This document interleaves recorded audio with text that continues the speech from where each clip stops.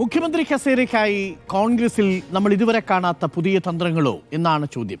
പുതിയ തന്ത്രങ്ങളാണ്. യഥാർത്ഥത്തിൽ കസേര എന്ന പദം മാറ്റേണ്ട സമയമായിരിക്കുന്നു. ഇപ്പോൾ നിലവിലൊരു ബെഞ്ച് തന്നെ മുഖ്യമന്ത്രി പദത്തിനായി കോൺഗ്രസ് ഒരുക്കിയിടുന്നതായിരിക്കും നല്ലത്. ഒന്നിൽ കൂടുതൽ ആളുകൾ മുഖ്യമന്ത്രി പദത്തിലേക്കുണ്ട് എന്നുള്ളതാണ്. അതൊരു തെറ്റായ കാര്യമായി നമ്മളാരും കണക്കാക്കുന്നില്ല. പക്ഷേ അവർ നടത്തുന്ന പ്രതിച്ഛായ നിർമ്മിതികൾ മാധ്യമങ്ങൾ റിപ്പോർട്ട് ചെയ്യുമ്പോൾ UDF പ്രവർത്തകരിൽ ഉണ്ടാക്കാവുന്ന മാനസിക വിഷമത്തെ കൂടി അഡ്രസ്സ് ചെയ്യണം എന്നുള്ളതാണ് എനിക്ക് ഈ കാര്യത്തിൽ ആദ്യമേ പറയാനുള്ളത്. ഇനി ഇതിന് പിന്നിൽ രസകരമായ ചില രാഷ്ട്രീയ സംഭവ വികാസങ്ങൾ നടക്കുന്നുണ്ട്, അണിയറയിൽ നടക്കുന്നുണ്ട്. നമ്മൾ പുറത്ത് കാണുന്ന പ്രതിച്ഛായ നിർമ്മിതികൾക്കപ്പുറം അത് നോക്കൂ, പുതിയ തന്ത്രങ്ങളാണ്. ഡോക്യുമെൻ്ററി വഴി, പുസ്തക പ്രകാശനം വഴി, മറ്റു ചിലർ ഫ്ലെക്സ് സ്ഥാപിക്കുന്നത് വഴി, സോഷ്യൽ മീഡിയയിലെ അംഗം വെട്ടുന്നത് വഴി, സോഷ്യൽ മീഡിയയിലെ അധിക്ഷേപ പരാമർശങ്ങൾ വഴി, ഇതൊന്നും കേരളം നേരത്തെ കണ്ട ഒരു രീതിയേ ആയിരുന്നില്ല എന്നുള്ളതാണ്. നേരത്തെ പറഞ്ഞതുപോലെ തിരഞ്ഞെടുപ്പിന് തൊട്ട് മുമ്പ് തന്നെ മുഖ്യമന്ത്രിയെ കോൺഗ്രസ് യഥാർത്ഥത്തിൽ ലീഡർമാരെ തീരുമാനിക്കുന്നൊരു പതിവുണ്ട്. അതിനു മുൻപേ തന്നെയാണ് വെട്ടലുണ്ടാവുക. ഇവിടെ പ്രശ്നം ഈ തിരഞ്ഞെടുപ്പ് കഴിഞ്ഞ് റിസൾട്ട് വരുന്നതിന് തൊട്ട് മുമ്പാണ് ഈ വെട്ടലും തടയലും എന്നുള്ളതാണ് ഇപ്പോൾ കോൺഗ്രസിൽ സംഭവിച്ചിരിക്കുന്ന ഒരു പുതിയ മാറ്റം. നേരത്തെ ഇപ്പോൾ 2001 തിരഞ്ഞെടുപ്പ് വരുന്ന സമയത്ത് ഉമ്മൻചാണ്ടി തന്നെയായിരിക്കും, AK ആന്റണി തന്നെയായിരിക്കും മുഖ്യമന്ത്രി എന്നുള്ളത് ഏറെക്കുറെ ഉറപ്പായിരുന്നു. അതിനുശേഷമാണ് AK ആന്റണി രാജിവെക്കുമ്പോൾ അത് ഉമ്മൻചാണ്ടി തന്നെയാണ് മുഖ്യമന്ത്രി എന്നുള്ളത് ഉറപ്പായിരുന്നു. സംസ്ഥാന രാഷ്ട്രീയത്തിൽ സജീവമാകാൻ എങ്ങനെയാണ് AK ആന്റണിയും K കരുണാകരനും പരസ്പരം അംഗം വെട്ടിയതെന്ന് നമ്മൾ കണ്ടിട്ടുണ്ട്. പക്ഷേ തെരഞ്ഞെടുപ്പ് വരുന്ന സമയത്ത് ഇതിലൊരാൾ കേന്ദ്രത്തിൽ പോകും, ഒരാൾ കേരളത്തിൽ നിൽക്കും. ഈ അവസ്ഥയാണ് നമ്മൾ കണ്ടിരിക്കുന്നത്. പക്ഷേ ഇപ്പോൾ അത് മാറി. 3 പ്രധാനപ്പെട്ട നേതാക്കൾ കേരളത്തിൽ മുഖ്യമന്ത്രി പദത്തിനായിട്ടുള്ളത്. കോൺഗ്രസ് നേതാക്കൾ നൽകുന്ന വിശദീകരണം ഗാലക്സി ഓഫ് ലീഡേഴ്സ് ഞങ്ങൾക്കുണ്ട്, മറുഭാഗത്ത് നോക്കൂ എന്നുള്ളത് അതൊരു തെറ്റായ നെറേറ്റീവാണ് എന്നുള്ളതാണ്. കൂടുതൽ നേതാക്കൾ ഒരു കസേരയ്ക്ക് വേണ്ടിയിട്ട് മത്സരിക്കുന്നതിന് പറയുന്ന പേരല്ല ഗാലക്സി ഓഫ് ലീഡേഴ്സ് എന്ന് പറയുന്ന പ്രതിഭാസം. അങ്ങനെ ഒരുപാട് നേതാക്കൾ ഒരുപാട് പദവികളിൽ ഉണ്ടാവണം. ഇനി എന്താണ് യഥാർത്ഥത്തിൽ ഇവിടെ സംഭവിക്കുന്നത്? KCയുടെ ക്ലെയിം എന്താ? KCയുടെ പക്ഷത്ത് നിൽക്കുന്നവർ പറയുന്ന കാര്യമുണ്ട്. അവർ ചൂണ്ടിക്കാട്ടുന്നത് AK ആന്റണിയെ നോക്കൂ. AK ആന്റണി 2 തവണ മുഖ്യമന്ത്രിയായത് എങ്ങനെയാണ്? AK ആന്റണി 2 തവണയും മുഖ്യമന്ത്രിയായത് ആദ്യം MLA ആയിട്ടല്ല. ആദ്യം AK ആന്റണി MLA ആവുന്നത് 1977-ലാണ്. അന്ന് കഴക്കൂട്ടം ഉപതെരഞ്ഞെടുപ്പിൽ വിജയിച്ചിട്ടാണ് പിന്നീട് മുഖ്യമന്ത്രിയാവുന്നത്. പിന്നീട് AK ആന്റണി മുഖ്യമന്ത്രിയാവുന്നത് 95-ലാണ്. അന്ന് രാജ്യസഭാ MP ആയിരുന്നു AK ആന്റണി. ആ രാജ്യസഭാ MP ആയിരുന്ന AK ആന്റണി മുഖ്യമന്ത്രിയാകുമ്പോൾ അന്ന് മത്സരിക്കുന്നത് തിരൂരങ്ങാടിയിൽ നിന്ന് വിജയിച്ചിട്ടാണ്, ഉപതെരഞ്ഞെടുപ്പിൽ വിജയിച്ചിട്ടാണ് വരുന്നത്. ഇങ്ങനെ 2 തവണ AK ആന്റണി മുഖ്യമന്ത്രിയായതും സംസ്ഥാനത്ത് നിയമസഭാ തെരഞ്ഞെടുപ്പിൽ മത്സരിക്കാതെയാണ്, പിന്നീട് ഉപതെരഞ്ഞെടുപ്പുകളിലൂടെയാണ് ആയത്. സോ KC വേണുഗോപാൽ എന്ന് പറയുന്ന ഓൾ ഇന്ത്യ ജനറൽ സെക്രട്ടറിക്ക് ഒരു ക്ലെയിമുണ്ട്. ഇനി ഈ മറുഭാഗത്ത് നോക്കിയാൽ CPM-ലും അത് കാണാം. ഇപ്പോൾ EK നായനാർ 1996 മുഖ്യമന്ത്രിയാവുന്നത് പാർട്ടി സെക്രട്ടറി എന്ന സ്ഥാനം ഒഴിഞ്ഞ് തലശ്ശേരിയിൽ ഉപതെരഞ്ഞെടുപ്പ് നടത്തിക്കൊണ്ടാണ്. അപ്പോൾ CPM-ലും കോൺഗ്രസിലും മുഖ്യമന്ത്രിയാകണമെന്നുണ്ടെങ്കിൽ നിയമസഭാ തെരഞ്ഞെടുപ്പിൽ മത്സരിച്ച് MLA ആവണമെന്നില്ല. അതുകൊണ്ടാണ് ഇരിക്കൂറിൽ KC വേണുഗോപാൽ ഒരു ഉപതെരഞ്ഞെടുപ്പിനെ നേരിട്ട് മുഖ്യമന്ത്രിയാകും എന്നുള്ള തരത്തിലുള്ള സൂചനകൾ വരുന്നത്. അപ്പോൾ KC വേണുഗോപാലിന് കേരളത്തിൽ മുഖ്യമന്ത്രിയാകാൻ ചരിത്രത്തെ നമ്മൾ നോക്കിക്കഴിഞ്ഞാൽ അതിനകത്ത് വലിയ തെറ്റൊന്നുമില്ല, അത് സംഭവിച്ചിട്ടുണ്ട് എന്നുള്ളതാണ്. പക്ഷേ പ്രശ്നം ആ സാഹചര്യം ഇപ്പോഴുണ്ടോ എന്നുള്ളതാണ്. 95-ലും 77-ലും AK ആന്റണി മുഖ്യമന്ത്രിയാകുമ്പോൾ ഉണ്ടാകുന്ന സവിശേഷ സാഹചര്യം പക്ഷേ ഇപ്പോഴില്ല. എന്തുകൊണ്ടെന്നാൽ കേരള രാഷ്ട്രീയത്തിൽ വളരെ സജീവമായി നിൽക്കുന്ന 2 നേതാക്കളുണ്ട്. ഒന്ന് തലമുതിർന്ന നേതാവായ രമേശ് ചെന്നിത്തലയുണ്ട്. 30ാമത്തെ വയസ്സിൽ ലീഡറിൻ്റെ മന്ത്രിസഭയിൽ മന്ത്രിയായതാണ്. അദ്ദേഹം കേരള കോൺഗ്രസിൻ്റെ അധ്യക്ഷനായിട്ട് 9 വർഷക്കാലം ഇരുന്ന മനുഷ്യനാണ്. AICCയുടെ സെക്രട്ടറി പദവിയിലേക്ക് ഈ പറയുന്ന KC വേണുഗോപാൽ വരുന്നതിന് മുമ്പ് തന്നെ AICCയുടെ ചുമതല വഹിച്ചയാളാണ്. ഹിന്ദിയും ഇംഗ്ലീഷും നന്നായി സംസാരിക്കാൻ അറിയാം എന്നുള്ളത് കൊണ്ട് തന്നെ പലതരത്തിലും AICC വിവിധ സംസ്ഥാനങ്ങളിലെ തെരഞ്ഞെടുപ്പിന് വേണ്ടിയിട്ട് നിയോഗിച്ച മനുഷ്യനാണ്. മമതാ ബാനർജിക്കൊപ്പം അല്ലേ കോൺഗ്രസിൽ ഉണ്ടായിരുന്ന നേതാവാണ്. മമതാ ബാനർജി എനിക്കൊന്നു ജൂനിയർ ആയിരുന്നു എന്നാണ് തോന്നുന്നത്. രമേശ് ചെന്നിത്തലയെ സംബന്ധിച്ചല്ലേ? രമേശ് ചെന്നിത്തലയെ സംബന്ധിച്ച് പാൻ ഇന്ത്യൻ ലീഡറായി ഇപ്പോൾ എടുത്തു കാണിക്കാൻ പറ്റുന്ന ഒരു കോൺഗ്രസ് നേതാവാണ് രമേശ് ചെന്നിത്തല എന്ന കാര്യത്തിൽ ആർക്കും സംശയമില്ല. രമേശ് ചെന്നിത്തലയ്ക്ക് മതിയായ ഇപ്പോൾ ക്യാബിനറ്റ് പരിചയവുമുണ്ട്. അദ്ദേഹം പറഞ്ഞല്ലോ 30ാമത്തെ വയസ്സിൽ ഉമ്മൻചാണ്ടി സർക്കാരിൻ്റെ കാലത്താണ്, ക്ഷമിക്കണം, K കരുണാകരൻ്റെ കാലത്താണ് മന്ത്രിയാകുന്നത്. പിന്നീട് ആഭ്യന്തര വകുപ്പ് കൈകാര്യം ചെയ്തു ഉമ്മൻചാണ്ടി സർക്കാരിൻ്റെ കാലത്ത്. അപ്പോൾ അദ്ദേഹത്തിന് ആ പ്രതിപക്ഷ നേതാവ് എന്ന പദവിയിൽ അദ്ദേഹം ഉണ്ടായിരുന്നു. പ്രതിപക്ഷ നേതാവ് എന്ന പദവിയിൽ അദ്ദേഹം ഉയർത്തിക്കൊണ്ടുവന്ന ഒരുപാട് കേസുകൾ അത് പിന്നീട് പരാജയപ്പെടുന്നു. ചിലത് നിലനിൽക്കുന്നു. അതൊക്കെ ആ സാഹചര്യത്തിൽ അവിടെ നിൽക്കുന്നു. അപ്പോൾ രമേശ് ചെന്നിത്തല എന്ന് പറയുന്ന ഒരു നേതാവ് അവിടെ വളരെ ആക്റ്റീവായിട്ട് നിൽക്കുന്നു. മറുഭാഗത്ത് വി ഡി സതീശൻ. ഞാൻ ഈ മൂന്ന് നേതാക്കളെ മൂന്ന് രീതിയിലാണ് കാണാൻ നോക്കുന്നത്. അപ്പം രമേശ് ചെന്നിത്തലയെ ഞാൻ വിശേഷിപ്പിക്കുന്നത് ഒരു മാസ്റ്റർ കോർഡിനേറ്റർ എന്നാണ്. നിങ്ങൾ നോക്കൂ, ഈ കോൺഗ്രസിലെ മുതിർന്ന നേതാക്കൾക്ക് ഇന്ന് കാര്യങ്ങൾ നേരിട്ട് പോയി പറയാൻ പറ്റുന്ന വിശ്വസ്തനായ ഒരു നേതാവ് ഇപ്പോഴും രമേശ് ചെന്നിത്തല തന്നെയാണ്. അത് താഴെത്തട്ടിലുള്ള നേതാവ് മുതൽ മുകൾ തട്ടിലുള്ള നേതാവ് വരെ. ഐ ഗ്രൂപ്പിൽ അദ്ദേഹം കൊണ്ടുവന്ന ഒരു ലെഗസി ഉണ്ട്. താഴെത്തട്ടിലുള്ള നേതാക്കളെ കൈപിടിച്ചു കൊണ്ടുവന്ന് താഴെത്തട്ടിലെ നേതാക്കളൊക്കെ രമേശ് ചെന്നിത്തലയെ കുറിച്ച് പറയുന്നത്, രമേശ് ചെന്നിത്തല കൊണ്ടുവന്നവരെയൊക്കെ രമേശ് ചെന്നിത്തല എപ്പോഴും പിന്തുണച്ചിട്ടേ ഉള്ളൂ. അവരെ ഒരു പേഴ്സണൽ സൗഹൃദവും രാഷ്ട്രീയത്തിനപ്പുറത്തേക്കുള്ളൊരു ബന്ധവും ഒക്കെ രമേശ് ചെന്നിത്തല കാത്തു സൂക്ഷിച്ചിട്ടുണ്ട്. അത് ലീഡറിന്റെ ഒരു പാരമ്പര്യമാണ് കേട്ടോ. ആ പാരമ്പര്യം അത് രമേശ് ചെന്നിത്തലയെ വിശ്വസിച്ച ആളെ ഒന്നും ആർസി ചതിച്ചിട്ടില്ല. പക്ഷേ ആർസി ചതിക്ക് വിധേയനായിട്ടുണ്ട് എന്നുള്ളത് നമുക്കറിയാം. പല ഘട്ടങ്ങളിലും 2021 എങ്ങനെയാ പ്രതിപക്ഷ നേതാവ് സ്ഥാനത്ത് നിന്ന് മാറ്റപ്പെടുന്നത്? ഉമ്മൻചാണ്ടി തന്നെ സമ്മതിച്ചു. ഉമ്മൻചാണ്ടി തന്നെ രമേശ് ചെന്നിത്തലയുടെ പേര് പറഞ്ഞ് ഉറപ്പിച്ചതാണ്. മല്ലികാർജ്ജുൻ ഖാർഗെ ആയിരുന്നു അന്ന് പ്രതിപക്ഷ നേതാവിനെ തീരുമാനിക്കുന്ന കമ്മീഷന്റെ ഒബ്സർവർ എന്നാണ് എൻ്റെ ഓർമ്മ. അന്ന് മല്ലികാർജ്ജുൻ ഖാർഗെയോട് രമേശ് ചെന്നിത്തല ചോദിക്കുന്നുണ്ട്, പ്രതിപക്ഷ നേതൃസ്ഥാനത്തിന് വേറെ മാറ്റം വല്ലതും ഉണ്ടോ, ക്ലെയിം വല്ലതും ഉണ്ടോ എന്ന് ചോദിക്കുമ്പോൾ ഇല്ല എന്നാണ് പറയുന്നത്. പക്ഷെ വളരെ പെട്ടെന്നാണ് കാര്യങ്ങൾ തിരിയുന്നത്. ഭൂരിപക്ഷ MLA-മാരുടെ പിന്തുണയുണ്ടായിരുന്നിട്ടും 2021 രമേശ് ചെന്നിത്തലയ്ക്ക് മാറ്റി വളരെ പെട്ടെന്ന് വി ഡി സതീശനെ നിയമിക്കുന്ന സാഹചര്യം ഉണ്ടാകുന്നു. പിന്നീട് രമേശ് ചെന്നിത്തല സോണിയാഗാന്ധിക്ക് ഒരു വൈകാരികമായ കത്തെഴുതുന്നുണ്ട്. എന്നോട് പറഞ്ഞിരുന്നെങ്കിൽ ഞാൻ തന്നെ വി ഡി സതീശന്റെ പേര് നിർദ്ദേശിക്കുമായിരുന്നല്ലോ എന്നാണ് പറഞ്ഞിരുന്നത്. അപ്പോൾ രമേശ് ചെന്നിത്തല ആ ഘട്ടത്തിൽ 2021 അപമാനിക്കപ്പെട്ടു എന്ന് തന്നെയാണ് എൻ്റെ പക്ഷം. ആ അർത്ഥത്തിൽ പ്രതിപക്ഷ പദവി വി ഡി സതീശന് കൊടുക്കാൻ ഹൈക്കമാൻഡ് തീരുമാനിച്ചിരുന്നത് ഒരു മാന്യമായ രീതിയിൽ കൊടുക്കണമായിരുന്നു എന്നുള്ളതാണ്. അന്ന് രമേശ് ചെന്നിത്തലയെ അത് അറിയിച്ചിരുന്നെങ്കിൽ രമേശ് ചെന്നിത്തല അതിന് എതിർ നിൽക്കുമായിരുന്നു എന്ന് എനിക്ക് തോന്നുന്നില്ല. വി ഡി സതീശന്റെ പേര് പറഞ്ഞ് പിന്മാറുമായിരുന്നു. അന്ന് അതിൻ്റെ പേരിൽ രമേശ് ചെന്നിത്തലയോ ഗ്രൂപ്പോ ഒരു വഴക്കും കോൺഗ്രസിൽ ഉണ്ടാക്കിയിട്ടില്ല കേട്ടോ. ഒരു കരിയില പോലും അനങ്ങുന്ന ശബ്ദം ഞാൻ കേൾപ്പിച്ചിട്ടില്ല എന്നാണ് രമേശ് ചെന്നിത്തല പറഞ്ഞത്. ആ അർത്ഥത്തിലേക്ക് രമേശ് ചെന്നിത്തല വളരെ പക്വമതിയായ ഒരു ലീഡറായിട്ടാണ്, ഒരു മാസ്റ്റർ കോർഡിനേറ്റർ. എല്ലാ സഭാ സമുദായങ്ങളുമായിട്ട് രമേശ് ചെന്നിത്തലയ്ക്ക് വളരെ ക്ലീൻ കൂൾ റിലേഷനാണുള്ളത്. നിങ്ങൾ NSSലേക്ക് പോയി നോക്കൂ, രമേശ് ചെന്നിത്തലയെ കുറിച്ച് മോശം പറയൂല. ഇടക്കാലത്തുണ്ടായിരുന്നു ആരുമായിട്ട്, സുകുമാരൻ നായരുമായിട്ട് രമേശ് ചെന്നിത്തലയ്ക്ക് ഉണ്ടായിരുന്ന ഒരു അകൽച്ചയൊക്കെ നമ്മൾ കണ്ടു. അതൊക്കെ മാറി. നിങ്ങൾ SND കൂടി ചോദിച്ചു നോക്കൂ, വെള്ളാപ്പള്ളി നടേശനും ഈ രമേശ് ചെന്നിത്തലയെ കുറിച്ച് മോശം അഭിപ്രായം ഉണ്ടാവില്ല. മറ്റ് സമുദായ നേതാക്കളോടും രമേശ് ചെന്നിത്തല പാലിക്കുന്ന ആ ബന്ധവും ഊഷ്മളതയും ആ പൊളിറ്റിക്കൽ മെച്യൂരിറ്റിയുടെ തെളിവാണ്. ആ അർത്ഥത്തിൽ ഒരു മാസ്റ്റർ കോർഡിനേറ്ററാണ് രമേശ് ചെന്നിത്തല എന്നുള്ളത്. രണ്ടാമത്തേതാരാ? വി ഡി സതീശൻ. നോക്കൂ, ചെന്നിത്തലയും ഈ NSS തമ്മിലുള്ള പ്രശ്നങ്ങളുടെ തുടക്കം എന്ന് പറയുന്നത് എന്നെ ഒരു സമുദായത്തിന്റെ ഭാഗമായി ചിത്രീകരിക്കരുത് എന്ന് അദ്ദേഹം പറഞ്ഞെടുത്താണ്. അത് സെക്യുലർ പൊസിഷൻ ആയിരുന്നു. അപ്പൊ ഇപ്പൊ പ്രിയപ്പെട്ടവനായത് അതുകൊണ്ടല്ല. രണ്ടാമത് ഒരു കോംപ്രമൈസും രമേശ് ചെന്നിത്തല നടത്തിയിട്ടില്ല. രമേശ് ചെന്നിത്തല ഒരു സമുദായത്തിന് വേണ്ടിയിട്ട് ആ രീതിയിൽ വളരെ സെക്യുലർ പൊസിഷനാണ്. അദ്ദേഹത്തിന് അറിയാം അത് ഉണ്ടാക്കാവുന്ന ഇമ്പാക്ട് അദ്ദേഹത്തിന് അറിയാം. എന്നെ ഏതെങ്കിലും ഒരു സമുദായത്തിന്റെ പ്രതിനിധിയായി ചിത്രീകരിച്ചാൽ രമേശ് ചെന്നിത്തല ഇതുവരെ ഉയർത്തിക്കൊണ്ടുവന്ന പൊളിറ്റിക്കൽ ക്രൗഡ് ഏതെങ്കിലും ഒരു സമുദായത്തിന്റെ നേതാവെന്ന നിലയിലേ അല്ല.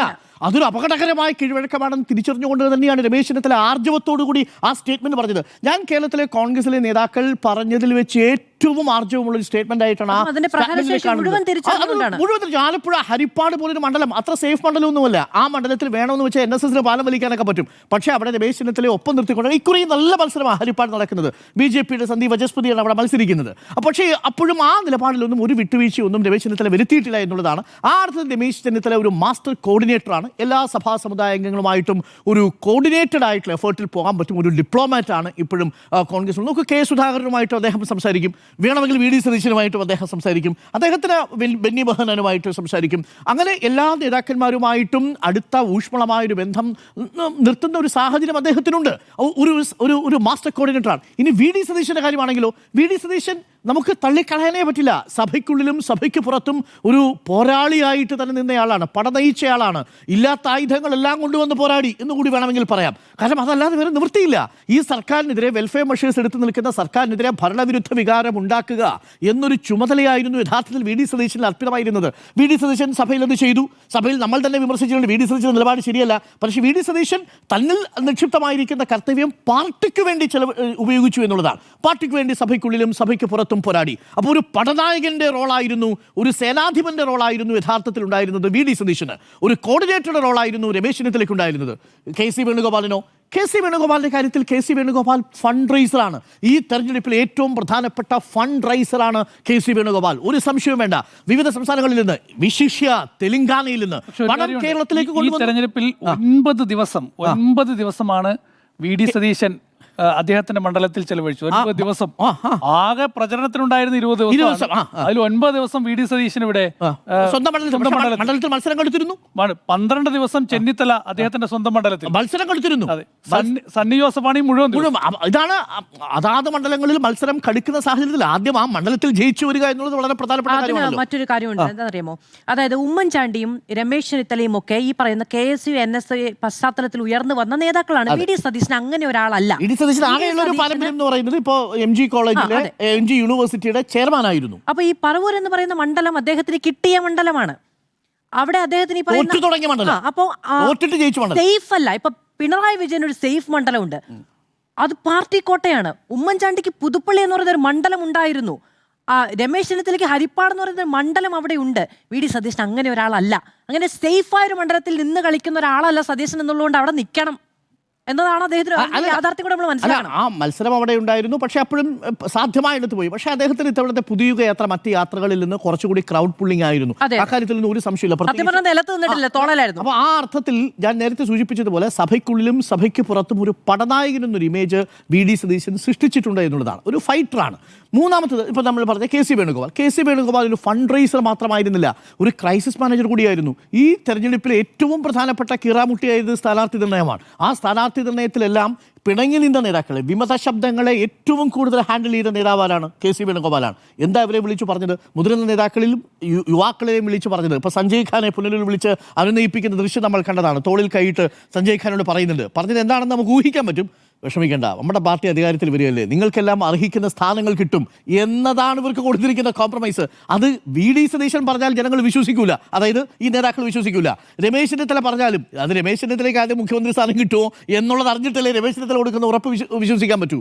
പക്ഷേ വേണുഗോപാൽ പറയുമ്പോൾ, കെ സി പറയുമ്പോൾ ആ നേതാക്കൾ ഇപ്പോൾ അലൂഷി സേവർ പിന്മാറി, സഞ്ജയ് ഖാൻ ഈ മത്സരത്തിൻ്റെ നിന്ന് പിന്മാറി, തളിപ്പറമ്പിൽ സ്ഥാനാർത്ഥി പയ്യന്നൂരിൽ പിന്മാറി. ഈ വിമത ശബ്ദങ്ങളെ എല്ലാം ഒഴിവാക്കാനായി കെ സി വേണുഗോപാൽ നടത്തിയ ശ്രമങ്ങൾ കൂടി നമ്മൾ പറയണം. ആ അർത്ഥത്തിൽ അദ്ദേഹം ഒരു മാസ്റ്റർ ഇന്റർലൊക്യൂട്ടർ ആയിട്ട് പ്രവർത്തിച്ചു, ഒരു ഫണ്ട് റൈസർ കൂടിയായിരുന്നു എന്നുള്ളതാണ്. അപ്പോൾ ഈ 3 പേർക്കും ഈ തെരഞ്ഞെടുപ്പിൽ സവിശേഷമായ റോളുകൾ നിർവഹിക്കാനുണ്ടായിരുന്നു. ഇതിൽ ആരാണ് ഏറ്റവും മികച്ചത് എന്ന് നമുക്ക് പറയുക സാധ്യമല്ല. തെരഞ്ഞെടുപ്പിൽ നിങ്ങൾ നിർവഹിച്ച റോളിൻ്റെ അടിസ്ഥാനത്തിലല്ലല്ലോ മുഖ്യമന്ത്രി പദവിയെ തീരുമാനിക്കുന്നത്.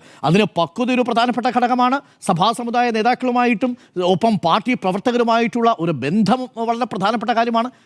എല്ലാത്തിനും ഉപരി ഹൈക്കമാൻഡിന് വിശ്വാസമുള്ളൊരു നേതാവിനെ മാത്രമേ മുഖ്യമന്ത്രിയായിട്ട് ഇവിടെ നിയമിക്കാൻ പറ്റൂ. ഫണ്ട് കൊണ്ടുവരുന്നവരാണ് നായകരെങ്കിൽ ബോബിയാണ്. ഡെഫിനറ്റ്ലി അങ്ങനെ വേണമെങ്കിലും ആവാം, വേണമെങ്കിൽ തിരിച്ചാവാം. ഇനി നമുക്ക് നോക്കൂ, എന്തുകൊണ്ടാണ് MLA-മാരിൽ ഈ സ്ഥാനാർത്ഥി നിർണ്ണയത്തിൽ വളരെ കൃത്യമായിട്ട് കെ സി വേണുഗോപാൽ ഇടപെട്ടിട്ടില്ലേ? ഞാൻ ഇപ്പോൾ നോക്കുകയായിരുന്നു, ഒരു 85 സീറ്റ് UDF കിട്ടുകയാണെങ്കിൽ നിലവിൽ ഒരു 20-23 MLA-മാരുടെ പിന്തുണ കെ സി വേണുഗോപാലിനുണ്ട്. ഒരു 10-12 MLA-മാരുടെ പിന്തുണ നിശ്ചയമായും രമേശ് ചെന്നിത്തലയ്ക്കുമുണ്ട്. ഒരു 10ഓളം MLA-മാർ പക്ഷത്ത് നിന്ന് ആർക്ക് പിന്തുണയ്ക്കുമെന്നറിയാതെ ഇപ്പോഴും വേവർ ചെയ്ത് നിൽക്കുന്നുണ്ട്. ഞാൻ മനസ്സിലാക്കുന്നത് ഈ ബെന്നി ബെഹനാൻ KPCC അധ്യക്ഷനാവാനുള്ള സാധ്യത കൂടുതലാണ്. പേരാവൂരിൽ സണ്ണി ജോസഫ് ജയിക്കുകയും UDF അധികാരത്തിൽ വരികയും സണ്ണി ജോസഫ് മന്ത്രിയാകുകയും ചെയ്യുന്ന സാഹചര്യത്തിൽ ബെന്നി ബെഹനാൻ KPCC അധ്യക്ഷനാകും എന്നുള്ളതാണ് ബെന്നി ബെഹനാന് കിട്ടിയിരിക്കുന്ന ഉറപ്പ്. അങ്ങനെയാണെങ്കിൽ ബെന്നിക്കൊപ്പം നിൽക്കുന്ന MLA-മാർ ആർക്കൊപ്പം വരും? സ്വാഭാവികമായി കെ സിക്കൊപ്പം വരും എന്ന സാഹചര്യം ഉണ്ടാവും. അപ്പോൾ അതാണ് A ഗ്രൂപ്പിൻ്റെ ഒരു സാധ്യത എന്ന് പറയുന്നത്. ഇനി വി ഡിയുടെ പക്ഷത്തേക്ക് വന്നോ? വി ഡിയുടെ പക്ഷത്തേക്ക് വന്നാൽ ഇവിടെ ഷിയാസ് ജയിക്കണം, ഒരു സ്ഥാനാർത്ഥി പിന്തുണയ്ക്കണമെങ്കിൽ ഷാനിമോൾ ഉസ്മാൻ എനിക്ക് തോന്നുന്നു പക്ഷേ വി ഡി സതീശനോടൊപ്പം നിന്നേക്കാം. കോവളത്ത് നിശ്ചയമായും വിൻസെന്റ് വി ഡി സതീശനെ പിന്തുണ കൊടുക്കും. ഇനി നൗഷാദ് അലി പൊന്നാനിയിൽ ജയിച്ചു വരണം, ഈ പറയുന്ന വി ഡി സതീശനെ പിന്തുണ കൊടുക്കാൻ. മൊത്തം നോക്കിയാൽ 5ഓളം MLA-മാർ അത് ജയിച്ചു വന്നാൽ മാത്രമേ നിലവിൽ വി ഡി സതീശന് പിന്തുണ നൽകാനായിട്ടുണ്ടാവൂ. അപ്പോ CLP അനുസരിച്ച് ലെജിസ്ലേറ്റീവ് പാർട്ടിയുടെ പിന്തുണ കെ സി വേണുഗോപാലിനായിരിക്കും സ്വാഭാവികമായി. പ്രശ്നം കൂടെ ഉണ്ട്. അങ്ങനെ ഒരു പിന്തുണ കൊടുക്കൽ ഒരു കൈവിട്ട കളിയാ. മറിച്ചാണ് രാഷ്ട്രീയ തീരുമാനവും മുഖ്യമന്ത്രി ഉണ്ടാകുന്നെങ്കിൽ ക്യാബിനറ്റ് പ്രവേശനം അവിടെ തീരും. അല്ല, അതാണ് പ്രശ്നം. അതുകൊണ്ടാണ് ഇതെല്ലാം വന്നു നിൽക്കുന്നത്. എവിടെയാ സാഹചര്യങ്ങൾ? നേതൃത്വം കെ സി വേണുഗോപാലിനോടൊപ്പമുണ്ട്. നേതൃത്വത്തിന്റെ ഭാഗമായി നിശ്ചയിച്ചിരിക്കുന്ന സ്ഥാനാർത്ഥികളിൽ നല്ലൊരു വിഭാഗവും കെ സിക്കൊപ്പം നിൽക്കും. അങ്ങനെ വന്നാൽ സ്വാഭാവികമായും കെ സിക്ക് നറുക്ക് വീഴും. പക്ഷേ അതിനെ വെട്ടാൻ വേണ്ടിയിട്ട് ആകെയുള്ള ഒരേ ഒരു പൊളിറ്റിക്കൽ സൊല്യൂഷൻ VD+RC ഒരു ഫോർമുല ഉണ്ടാവുക എന്നുള്ളതാണ്. വി ഡി സതീശനും രമേശ് ചെന്നിത്തലയും തമ്മിൽ ഒരു ധാരണയുണ്ടാവുകയും രമേശ് ചെന്നിത്തല ആദ്യത്തെ 2.5 വർഷം മുഖ്യമന്ത്രിയാവുകയും അടുത്ത 2.5 വർഷം വി ഡി സതീശൻ മുഖ്യമന്ത്രിയാവുകയും ചെയ്യുക എന്നുള്ളൊരു പൊളിറ്റിക്കൽ സൊല്യൂഷൻ അല്ലാതെ വേറൊരു പൊളിറ്റിക്കൽ സൊല്യൂഷൻ ഇല്ല. പക്ഷേ ഇപ്പോൾ സാഹചര്യങ്ങൾ ആർക്കാണ് അനുകൂലം? രമേശ് ചെന്നിത്തലയ്ക്കും വി ഡി സതീശനും അനുകൂലമാണ്. കാരണം ഈ KC വേണുഗോപാലിന് വേണ്ടിയുള്ള പ്രചരണം എന്ന മട്ടിൽ കാര്യങ്ങൾ പ്രചരിച്ചതോടുകൂടി വി ഡി സതീശനും RCക്കും കുറച്ചുകൂടി പിന്തുണ കിട്ടിയിട്ടുണ്ട്. കാരണം ഇത് KC ആണ് ലാൻഡ് ചെയ്യാൻ ശ്രമിക്കുന്നത് എന്ന മട്ടിലുള്ള പ്രചരണം വളരെ ശക്തമായിട്ട് വരുന്നു. ആ ഘട്ടത്തിൽ RCക്കും വി ഡിക്കുമുള്ളൊരു പിന്തുണയുണ്ട്. ഇവർ തമ്മിലൊരു ധാരണയുണ്ടായാൽ KCക്ക് അവിടെ ലാൻഡ് ചെയ്യുക എന്നുള്ളത് ഏറെക്കുറെ ബുദ്ധിമുട്ടായിട്ട് തീരുമെന്നാണ് ഞാൻ മനസ്സിലാക്കുന്നത്. അതിൻ്റെ അടിസ്ഥാനത്തിൽ ഇപ്പോൾ നോക്കുകയാണെങ്കിൽ നിലവിൽ RC വി ഡി തരത്തിലൊരു തത്വത്തിലൊരു ധാരണയിലേക്ക് പോകും കാര്യങ്ങൾ. അങ്ങനെ വന്നാൽ ഇതെല്ലാം സംഭവിക്കണമെന്നുണ്ടെങ്കിൽ 4-ാം തീയതി 71 സീറ്റിനും അപ്പുറത്തേക്ക് UDF വിജയിക്കണം എന്നുള്ളതാണ്. അതിപ്പോഴും 50-50 ചാൻസ് ആയിട്ട് തന്നെ പല UDF നേതാക്കൾക്കും അറിയാം എന്നുള്ളതാണ്. ഒറ്റ കാര്യം കൂടി പറഞ്ഞ് അവസാനിപ്പിക്കാം. ഇത് തിരിച്ച് LDFനാണ് വരുന്നതെങ്കിലോ ഈ ചർച്ചകളെ അവിടെ ഉണ്ടാവില്ല. മുഖ്യമന്ത്രി പിണറായി വിജയൻ മുഖ്യമന്ത്രിയായിട്ട് വരികയോ അതല്ലെങ്കിൽ 2.5 വർഷത്തിന് ശേഷം KK ശൈലജ ടീച്ചർ മുഖ്യമന്ത്രിയായി വരികയോ ചെയ്ത് അടുത്ത തെരഞ്ഞെടുപ്പിനെ കുറിച്ചുള്ള ആലോചനയിലേക്ക് അവർ പോകും. വളരെ സ്മൂത്ത് ട്രാൻസിഷൻ അവിടെ ഉണ്ടാവും. വലിയ പൊട്ടിത്തെറി ആ ഘട്ടത്തിൽ ഉണ്ടാവാനേ പോകുന്നില്ല. ഇനി ഈ കോൺഗ്രസിന് UDF അധികാരത്തിൽ വന്നാൽ പൊട്ടിത്തെറി ഉണ്ടാവാത്ത മറ്റൊരു മന്ത്രിസഭ രൂപീകരണം നടക്കും. അത് ആരുടെ ഭാഗത്തു നിന്നായിരിക്കും? മുസ്ലിം ലീഗിന്റെ ഭാഗത്തു നിന്നായിരിക്കും. 4 മന്ത്രിമാരുണ്ടാവും. അവർ വ്യവസായ വകുപ്പും പഞ്ചായത്ത് വകുപ്പും വിദ്യാഭ്യാസ വകുപ്പും ന്യൂനപക്ഷ ക്ഷേമ വകുപ്പും വളരെ കൃത്യമായിട്ട് പറഞ്ഞ് ഞങ്ങളുടെ 4 മന്ത്രിമാർ ഇതാണ് എന്ന് പറഞ്ഞ് അവർ മാറി നിൽക്കും. പക്ഷേ ഏതെങ്കിലും തരത്തിൽ നിങ്ങൾ ഈ പറയുന്ന മുസ്ലിം ലീഗിനോട് രാഷ്ട്രീയ അഭിപ്രായം ചോദിച്ചു കഴിഞ്ഞാൽ അവരെടുക്കുന്ന തീരുമാനം വളരെ പ്രധാനപ്പെട്ടതായിരിക്കും. ആ കാര്യത്തിൽ മുസ്ലിം ലീഗിന്റെ പിന്തുണ തേടാൻ വേണ്ടിയാണ് KCയുടെ പക്ഷക്കാർ പോയത്, RCയുടെ പക്ഷക്കാർ പോയത്, വി ഡിയും ഒക്കെ ശ്രമിച്ചുകൊണ്ടിരിക്കുന്നത്. ഇതൊക്കെ നിർണായകമാകാൻ പോവുകയാണ്. ഒരു കാര്യം വളരെ രസകരമാണ്. 4-ാം തീയതി UDF ആണ് വിജയിക്കുന്നതെങ്കിൽ വാർത്താ ചാനലുകൾക്ക് ക്ഷാമം ഉണ്ടാവില്ല എന്നുള്ളതാണ്.